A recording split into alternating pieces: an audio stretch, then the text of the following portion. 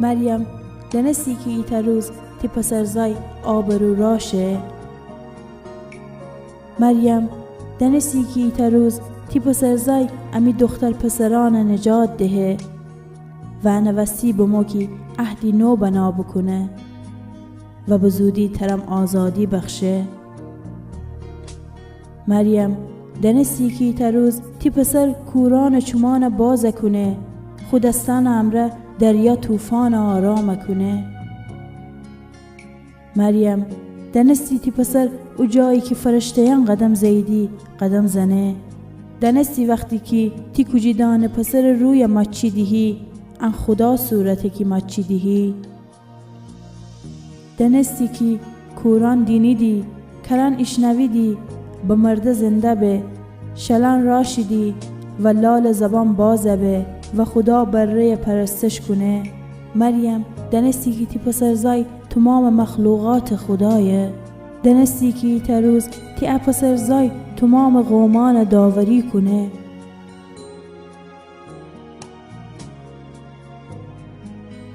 دنستی که پسرزای بره بی عیب آسمانیه.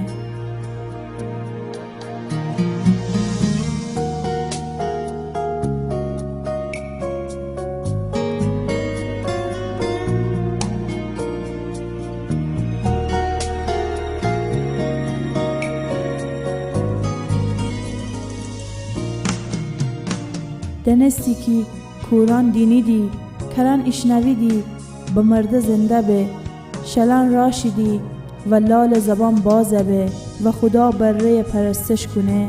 مریم دنستی که تی پسرزای تمام مخلوقات خدایه.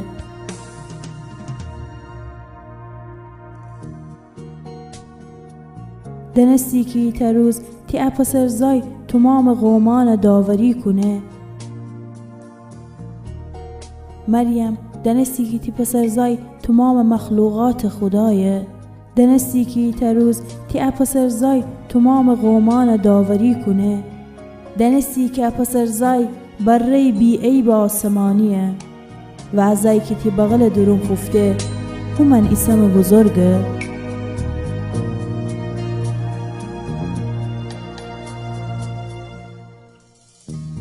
مریم دنستی که تی پسرزای تمام مخلوقات خدایه. دنستی که ایتا روز تی پسرزای تمام قومان داوری کنه. دنستی که پسرزای بره بی عیب آسمانیه و ازای که تی بغل درون خفته همان اسم بزرگه.